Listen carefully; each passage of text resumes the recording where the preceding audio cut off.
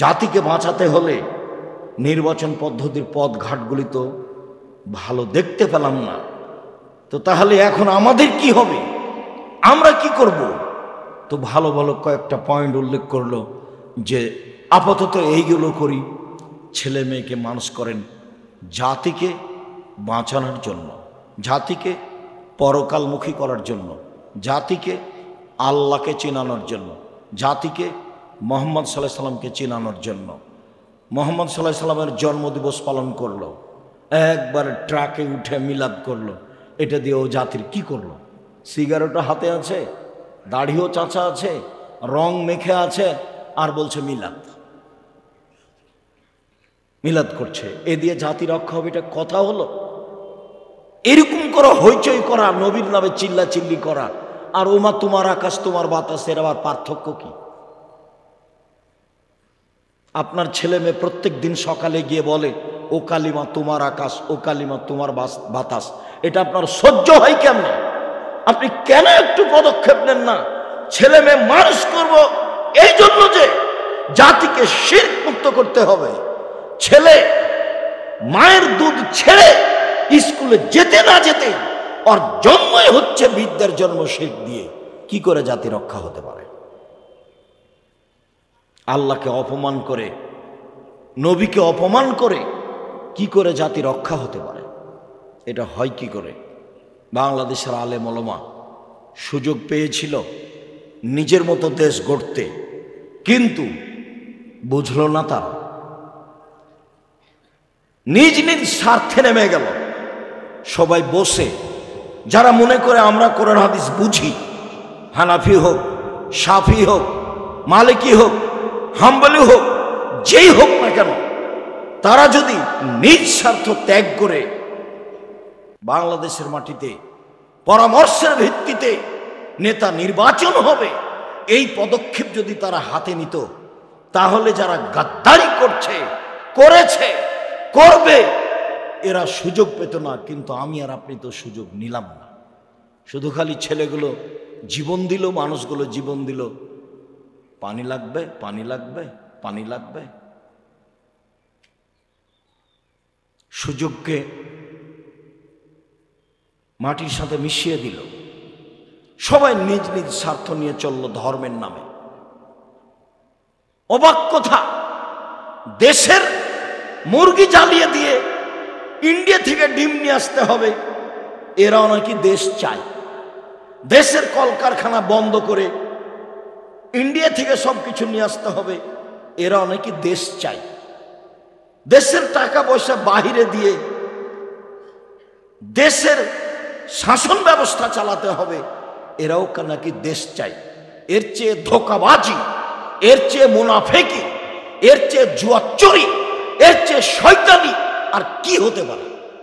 জাতির সাথে মুনাফেকি করে বিদ্যা দেখাও তুমি, জাতির সাথে মুনাফেকি করে নির্বাচন দেখাও তুমি, জাতির সাথে মুনাফেকি করে নেতৃত্ব দেখাও তুমি।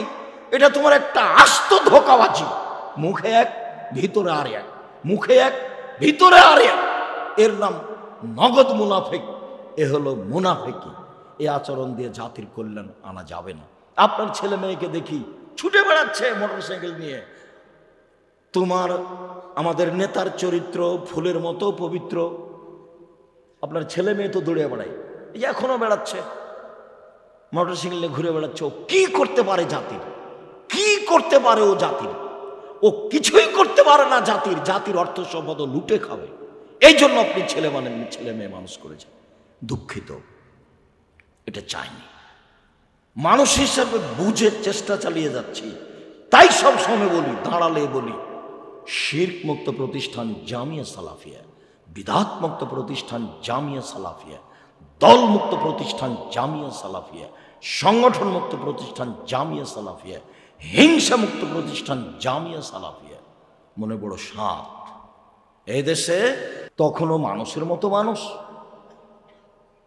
কি করে আপনি বলতে চাচ্ছেন যে আমি চেয়েছি ছেলে মেয়েকে মানুষের মতো মানুষ করতে? ভুল হিসাব। তৃতীয় হলো এইটা। আজকের মতো শেষে চলে আসলাম। আমি চেয়েছি সম্মানিত দিনী ভাই বোন 5 ওয়াক্ত সালাতে অটল থাকবেন, কোরআন তেলাওয়াতে অটল থাকবেন, আদর্শে অটল থাকবেন। আদর্শে অটল মানে সচ্ছল হই, অসচ্ছল হয়ে দান করব, সবসময় দেওয়ার হাতে থাকবে। 10 টাকা একটা কয়েন, কয়েন বুঝেন কি আপনারা? কয়েন বুঝেন? 1 টাকা, ওই যেগুলো কাঁচা টাকা যেগুলো, সেগুলো 1 টাকা। এটা হলো 1 নম্বর, মাথায় রাখবেন। কেন? ইবাদত হিসেবে এত শক্তিশালী পাওয়ারফুল ইবাদত পৃথিবীতে নেই, এত ক্ষমতা ধরে ইবাদত পৃথিবীতে নেই। একটা থেকে আর একটা ঘটিয়ে দিতে পারে এমন অবাক ইবাদত, তার নাম দান। আপনি টাকাটি দোকানপাটে খরচ করেছেন, এটা আমি চাইনি। সাধারণ খাবেন, থাকা খাওয়া হবে সাদা সিধে, পোশাক পাতি হবে সাদা সিধে, চাল চলন হবে সাদা সিধে। তাহলে এটা ঈমান, তাহলে এটা ঈমান, তাহলে এটা ঈমান। তোমরা শোনো না, তোমরা শোনো না, তোমরা শোনো না। মুহাম্মদ সাল্লাল্লাহু আলাইহি ওয়াসাল্লাম এভাবে বলছে।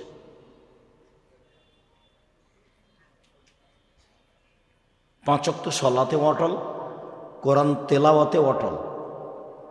আড্ডা পিটা চিরদিনের জন্য হারাম। দোকানপাটে, রাস্তাঘাটে মোবাইল নিয়ে সময় কাটানো চিরদিনের জন্য হারাম। সম্মানিত দিনী ভাই বোন, ছেলে মেয়েকে যে কোনো মূল্যে আদর্শ করতেই হবে, পরকালমুখী করতেই হবে। আপনার ছেলে মেয়ে জাতিকে পরকালমুখী করবে, জাতিকে আল্লাহকে চিনাবে, জাতিকে নবীকে চিনাবে, জাতিকে পরকালকে চিনাবে, জাতিকে ভাগ্যকে বিশ্বাস করাবে। আলেম ওলামা নেমে গেছে ওই করোনাতে। করোনা আমাকে ধরবে কিনা পৃথিবী সৃষ্টির 50,000 বছর পূর্বে লেখা আছে। আর মৌলানা সাহেব বলছে যে একজন মৌলানা আর একজন মৌলানাকে এ সরকারি আইন মেনে চলে, খুব ভালো মানুষ। কি সরকারি আইন? 3 ফুট পর পর দাঁড়াতে হবে মসজিদে। তা বলছে ও খারাপ মানুষ। আমাকে বলছে সবচেয়ে ভালো মানুষ, তা বলছে ও খারাপ মানুষ। কে বলেছে? আর যদি একদিনও কাবা ঘরে পায়ে পা না মিলিয়ে দাঁড়ায়, তবু এটাই নীতি, নবীর নীতি কিয়ামত পর্যন্ত পরিবর্তন করা যাবে না। মানুষের নীতির 5 পয়সা দাম নেই। কার নীতি চালু রাখতে হবে সবসময়? মুহাম্মদ সাল্লাল্লাহু আলাইহি ওয়াসাল্লামের। ছেলে মেয়ে এটা করবেন। আপনাকে আমি কষ্ট দিতে চাইনি, বলছি আল্লাহ আমাদের যেসব দিনী ভাই বোন সালাফি কনফারেন্সে উপস্থিত হয়েছিল, তুমি তাদের কবুল করো, তুমি তাদের ক্ষমা করো, তুমি তাদের নিরাপত্তা দান করো, তুমি তাদের আহাল পরিবারকে তোমার রাসূলের পদ্ধতিতে গড়ে তোলার সুযোগ করে দাও। তুমি তো সর্বশক্তিমান, তুমি করতে পারো, তুমি আজিজ, তুমি পরাক্রমশালী, কেউ তোমাকে ঠেকাতে পারে না। তুমি যদি কালকে ফেরাউনকে ক্ষমা করে দাও, তো তোমার বিচার কেউ করতে পারে না। ফেরাউনকে ক্ষমা করলো কেন, এই কথা কেউ বলতে পারবে না। মুসা আলাইহিস সালাম, ঈসা আলাইহিস সালাম বলছেন, ইন তুআযিবহুম ফাইন্নাহুম ইবাদুকা। আমি কাউকে বলিনি আমি আল্লাহ, আমার জীবদ্দশায় আমার পরে তারা কি করেছে সেটা আপনি জানেন। আমি মানুষকে বলিনি আমি আল্লাহ, আমার পরে তারা কি করেছে সেটা তুমি জানো। ইন তুআযিবহুম ফাইন্নাহুম ইবাদুকা। ওদের যদি তুমি শাস্তি দাও, দাও না, তোমার বান্দা, দাও, তাতে আমার কি? তুমি ওদের যদি শাস্তি দাও তো দাও না, আমার কি করার আছে? দাও, তোমার বান্দা, তুমি দিবা শাস্তি, তো আমার কি করার আছে? ওয়াইন তাগফির লাহুম ফাইন্নাকা আনতাল আজিজুল হাকিম। আর তুমি যদি ক্ষমা করে দাও, তাহলে তুমি পরাক্রমশালী, প্রজ্ঞাময়, তোমার কেউ বিচার করতে পারে না। সারা পৃথিবীর মানুষকে যদি তুমি ক্ষমা করে দাও, তোমার সামনে কেউ মুখ খুলতে পারবে না। তুমি পরাক্রমশালী, তোমাকে কেউ পারে না। আদকে ধ্বংস করে দিয়েছো, সামুদকে ধ্বংস করে দিয়েছো, ফেরাউনকে ধ্বংস করে দিয়েছো, আইকাবাসীকে ধ্বংস করে দিয়েছো, তুব্বাকে ধ্বংস করে দিয়েছো। কত সম্প্রদায় তুমি সময়ের গতিতে ধ্বংস করেছ। আদ সামুদের ব্যাপারে কথা বলছে আল্লাহ ফেরাউনকে, যে ফেরাউন তোর চেয়ে শক্তিশালী ছিল তালা অর্থ সম্পদে, তোর চেয়ে শক্তিশালী ছিল তারা জমিনে স্মৃতি নির্মাণে, এমন স্মৃতি নির্মাণ করে চলে গেছে তারা, কিয়ামত পর্যন্ত দেখতে পাবে মানুষ। আমি মনে করি পিরামিড তাদের কথা, তাদের তৈরি, আদসামদের। ওদেরকে ধ্বংস করে দিয়েছে, কেউ তার বিচার করতে পারেনি। ফেরাউনকে ধ্বংস করে দিয়েছে, কেউ তার বিচার করতে পারেনি। ক্ষমতা দেখে বেঁচে লাভ নেই। ক্ষমতা যদি দেখতে চান অন্যায়, সময় আসলে রক্ষা করতে পারে না কেউ। খুলনার অঘোষিত সম্রাট এরশাদ শিকদার, সময় আসলে ধ্বংস হয়ে যায় ক্ষমতা, কেউ টিকাতে পারে না। আর আপনাদের নেতৃত্ব সময় 45 মিনিট, এ তো খুব ভালোভাবে জানেন। এই হিসেবে তো জানেন ক্ষমতা দিয়ে, এইসব ক্ষমতা দিয়ে কাজ হয় না। আল্লাহ, তুমি আমার ভাইরা যারা এসেছিল তাদেরকে তোমার পদ্ধতিতে তোমার শক্তি দিয়ে পরিচালনা করো, এটা তোমার কাছে দাবি। আল্লাহর একটা অশেষ বড় নিয়ামত, আল্লাহর একটা বড় দয়া। এখানে এসে সুবিধা ভোগ করবেন, খাওয়া, থাকা, সালাত, নিয়ম নীতি, পেশাব পায়খানা। কষ্ট হলেও, এমন তো হজ সফরে গিয়ে আমরা মিনা মাঠে, আরাফার মাঠে, মুজদালেফার মাঠে লাইন দিয়ে টয়লেটে, পেশাব পায়খানায় যেতে হয়। 5-7 জন লাইন থাকে।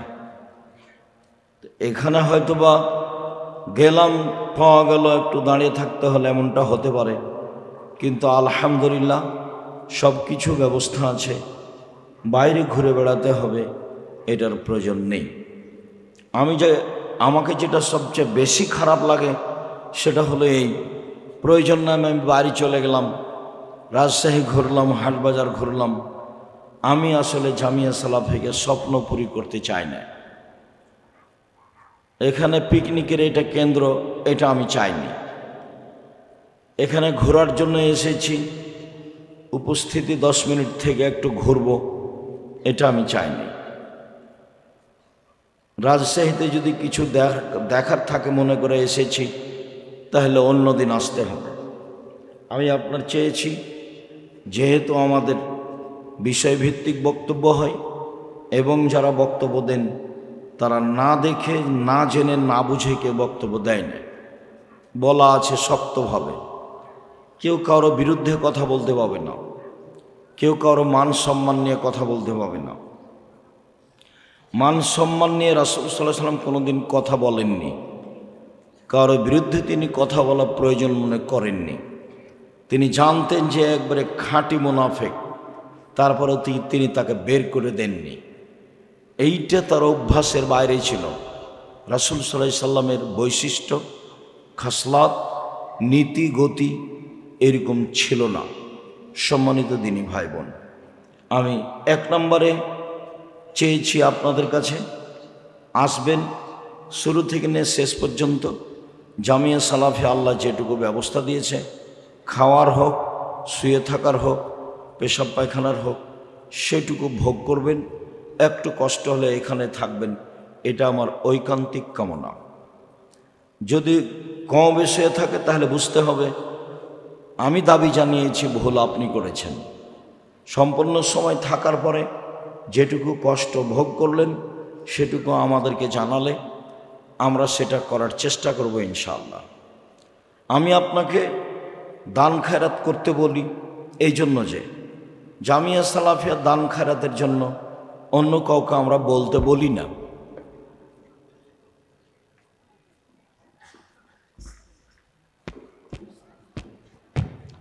আমরা অন্য কাউকে বলতে বলি না, সব সময় আমি বলে থাকি। দেশে বিদেশে যেখানেই যাই আমি জামিয়া সালাফিকে সাথে নিয়ে যাই। জামিয়া সালাফের ভালোবাসায় নিজেকে বিলীন করেছি বলে আমার মনে হয়। আল্লাহকে বলছি, তুমি ভুল ত্রুটি মাফ করো, জামিয়া সালাফিকে কবুল করো। তোমাকে মানুষ চিনবে, তোমাকে মানুষ জানবে, তোমাকে মানুষ মানবে। এই আশায় জামিয়া সালাফে গড়েছি, গড়তে যাচ্ছি, গড়ব ইনশাআল্লাহ। তুমি এটুকু কবুল করো। সম্মানিত দিনী ভাই বোন, পরকালের আশায়, আল্লাহকে সন্তুষ্ট করার উদ্দেশ্যে আপনার ছেলে মেয়েকে ভালো মানের শিখিয়ে দিব, এই উদ্দেশ্যে দিন রাত পরিশ্রম করে যাচ্ছি। মানুষ মাত্র কোথাও ভুল ত্রুটি থাকতে পারে, থাকাই স্বাভাবিক। কাজেই আমি চাই আপনার যাওয়া আসাটা একমাত্র আল্লাহর সন্তুষ্টির জন্য হয়ে থাকে, এইটা আমি আপনার কাছে ঐকান্তিকভাবে দাবি রাখি। অন্যান্য প্রোগ্রামে গেলেন, গল্প করলেন, ঘুরলেন ফিরলেন, হাট বাজার করলেন আর চলে গেলেন, এটা আমি চাইনি, কোনো সময় এটা চাই না। এটা আমার প্রথম কথা। দ্বিতীয় কথা হলো এই যে কি আমল শিখলাম, কি আমল করব, তাতে বক্তব্য যা শুনলাম, যা বুঝলাম, এতে যদি কিছু উপকার হয়ে থাকে সেটা পালন করার চেষ্টা করতে হবে। আমি জীবনে কোনো দিন খ্রিস্টান আব্রাহাম লিঙ্কনের কাল্পনিক পদ্ধতি, নির্বাচন পদ্ধতিকে পছন্দ করিনি। এর বাস্তবতা আমি খুব ভালোভাবে জানি। আমার চোখের সামনে নির্বাচনের নাম দিয়ে মানুষ মানুষের রাস্তাঘাট বন্ধ করে, মানুষ মানুষকে জেল হাজত দেয়, মানুষ মানুষকে মারে, মানুষ মানুষকে হত্যা করে, মানুষ মানুষের টাকা পয়সা লুটে নেয়, মানুষ মানুষের মান ইজ্জত লুটে নেয়। কত ধরনের অন্যায় আছে, সর্ব ধরনের অন্যায় মানুষ লিপ্ত হয়। একজন আর একজনের সব সময় মুখামুখি শত্রুতায় থাকে। আসলে যারা এর নির্বাচন পদ্ধতি তৈরি করেছে তারা এগুলা আমাদের উপরে চাপিয়ে দিয়ে তারা ফিরে আছে। আমার অনুমান যে আবদুল্লাহ যখন বক্তব্য দিচ্ছিল গত রাতের আগের রাতে, তখন মোটামুটি ভালোই বুঝেছি ঘটনা কি, এমন কেন হচ্ছে, এটাই তো তারা চাচ্ছে, যার কারণে হচ্ছে।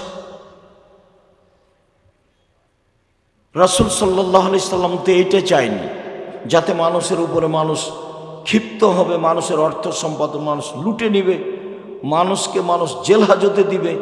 এটা তো রাসূল সাল্লাল্লাহু আলাইহি সাল্লাম চাননি। এটা তো শিষ্টাচার নয়, এটা তো আদব কায়দা নয়। রাসূল সাল্লাল্লাহু আলাইহি সাল্লাম বলছেন, আলা তাসমাউনা, আলা তাসমাউনা, আলা তাসমাউনা, তোমরা শুনছো না, তোমরা শুনছো না, তোমরা শুনছো না, আন্না সাজাজাতা মিনাল ঈমান। সাদা সিধে চলা, থাকা, খাওয়া, পড়া, কথা বার্তা সব হবে ঈমান। আর যখনই একটু উলটপালট হবে তখন তা আর ঈমান হবে না। ভদ্র আচরণ, নম্র চালচলন, ভালো আদর্শ, ভালো চালচলন, মধ্যম পন্থায় চলা, ধীরস্থিরতা অবলম্বন করা, নবীগণের স্বভাবের 24 ভাগের 1 ভাগ, 25 ভাগের 1 ভাগ।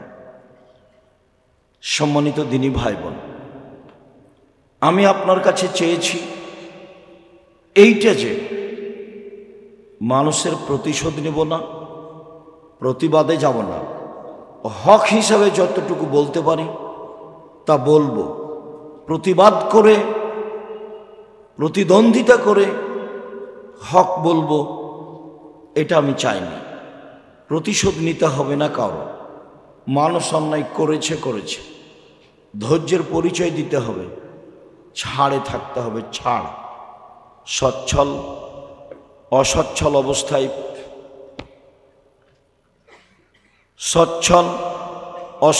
অবস্থায় দান করে যে সে জান্নাতে চলে গেছে। অল কাযমিনাল গায়জ, রাগ দমন করে যে, রাগ দিয়া কাজ নেয় না যে সে জান্নাতে চলে গেছে। অল আফিনা আনিন নাস, মানুষকে মাফ করে যে, মানুষকে মাফ করতে হবে, মানুষের উপরে ক্ষেপে উঠতে হবে না। এই স্বভাবে আপনাকে গড়তেই হবে যে কোনো মূল্যে। ছেলে মেয়ে, আহাল পরিবার, দেশবাসী, গ্রামবাসী, এলাকাবাসী, প্রতিশোধ নিতে হবে না। সচ্ছল অসচ্ছল অবস্থায় দান করতে হবে, রাগ দমিয়ে চলতে হবে, মানুষকে ছাড় দিতে হবে, মাফ করে দিতে হবে। আল্লাহ তাআলা এই তিনটাকে জান্নাতের মাধ্যম হিসাবে উল্লেখ করেছেন। আমি দ্বিতীয় যেটা বলতে চেয়েছি সেটা হলো এইটা, যে প্রতিশোধ নিব না, ছাড় দিয়ে যাব, মাফ করে দিয়ে যাব। শিষ্টাচারে 1 নম্বরে থাকার চেষ্টা করব, জরুরি প্রয়োজন ছাড়া।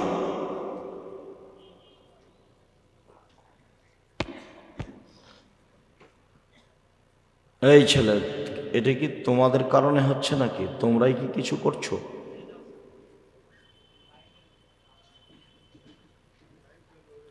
সম্মানিত দিনী ভাই বোন, অবশ্যই ছাড় দিতে হবে, প্রতিশোধ নিতে হবে না।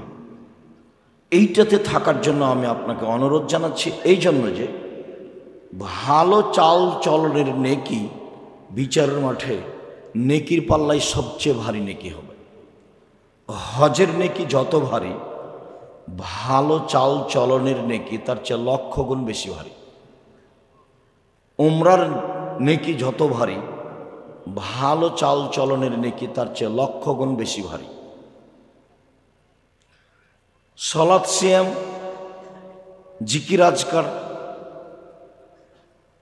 তাসবিহ তাহলিল, এসব নেকির যত ভারী, এর ওজন যত, ভালো চাল চলনের নেকি তার চেয়ে 1000 গুণ বেশি ভারী। মানুষের পাপ নেকি বিচারের মাঠে ওজন হবে। মর্মে আমি অনুরোধ জানিয়েছি যে এখান থেকে নিয়ে যাব ভালো চাল চলন। প্রতিবেশী, দেশবাসী, আত্মীয় স্বজন কারোর সাথে মন্দ আচরণে জীবিকা নির্বাহ করতে রাজি নই। কারোর সাথে খারাপ আচরণ করে 1 দিন 1 ঘন্টা বাঁচতে রাজি নই। জুলুম করে, মানুষের ওপর অন্যায় বিচার করে, মানুষের বদনাম গীবাত করে, মানুষের মান সম্মান নষ্ট করে 1 দিন 1 ঘন্টা বাঁচতে রাজি নই। আল্লাহ রসুল বিদায় হজে অনেক কথা বলেছেন, তার একটা কথা বলেছেন, দেখো মানুষের মান সম্মান হচ্ছে কাবা ঘরের মান সম্মানের মতো। দেখো মানুষের মান সম্মান হচ্ছে হজের দিনের মতো। দেখো মানুষের মান সম্মান হচ্ছে মক্কা শহরের মতো। মানুষের মান সম্মান রক্ষা করার চেষ্টা করো। জাহেলিয়াতকে ভেঙে দিতে হবে। কুল্লু আমরিন মিন জাহেলিয়া, জাহেলিয়াতের যুগে যত অপছন্দ নোংরা নীতি ছিল পুরুষ নারী মিলে, সবকে আমি পায়ের নিচে রেখে দিলাম। এই ভাষণ রাসূল সাল্লাল্লাহু আলাইহি সাল্লাম বিদায় হজে দিলেন। আমি দ্বিতীয় চেয়েছি, অবশ্যই আপনি ছাড় দিয়ে, মন্দ আচরণ ত্যাগ করে যে কয়েকদিন বেঁচে থাকবেন, বেঁচে থাকার চেষ্টা করবেন, আমার জরুরি অনুরোধ। 3, আপনার ছেলে মেয়ের উপরে জাতি নির্ভর করছে। আপনি আর আমি যেভাবে ছেলে মেয়ে মানুষ করতে চেয়েছি, এইটা দিয়ে জাতি রক্ষা হবে না। বাংলাদেশের ছেলে মেয়েরা শিক্ষা অর্জন করে ঠাকুরের গান বলে, ওমা তোমার আকাশ তোমার বাতাস। বাংলাদেশের ছেলে মেয়েরা শিক্ষিত নয়। বাংলাদেশের ছেলে মেয়েরা শিক্ষা অর্জন করে শহীদ মিনার তৈরি করে। শহীদ মিনার তৈরি করে ওদের কি হবে? এখন যে 2000 মানুষ মারা গেলে এদের কোন মিনার তৈরি করতে হবে?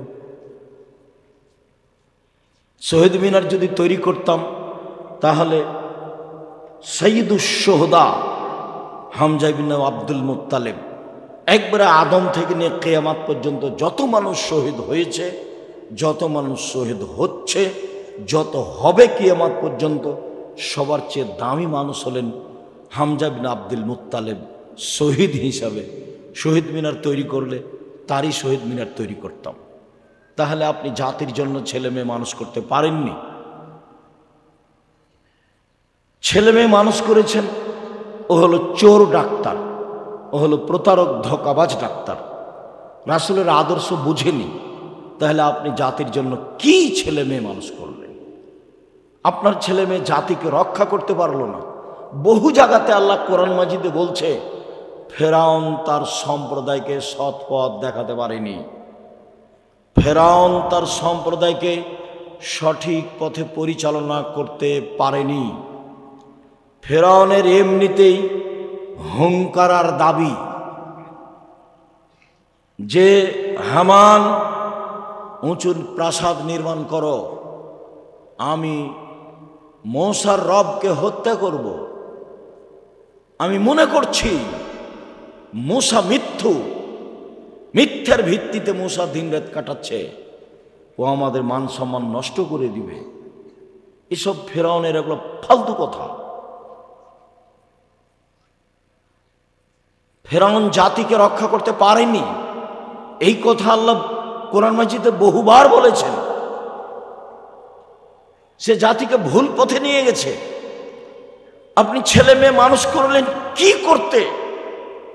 জমি চাষ করে খাওয়াই ভালো ছিল, দিন মজুরি করে খাওয়াই ভালো ছিল। রুচি তো হয় একটা। মূর্খ মানুষও তো ব্যবসা বাণিজ্য করতে পারে, ব্যবসা বাণিজ্য করে খেত। 25-30 বছর যাবত তাকে পড়ালেন, 40 বছর যাবত তাকে পড়ালেন, বিবাহ শাদী দিলেন না।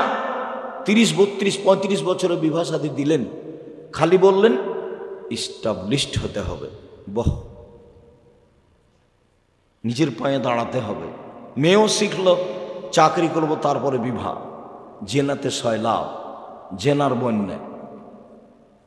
ছেলেও বুঝলো তাই, মেয়েও বুঝলো তাই। এক সময় এই প্রজনন দেখা দিয়েছিল খুব বেশিভাবে, যার কারণে হাজারো লক্ষ মেয়ে এখন বাংলাদেশে আছে যাদের বিবাহ হয়নি, যাদের বয়স 35, 40, 45, 50। তার মানে ওরা ইস্টাবলিশড হবে।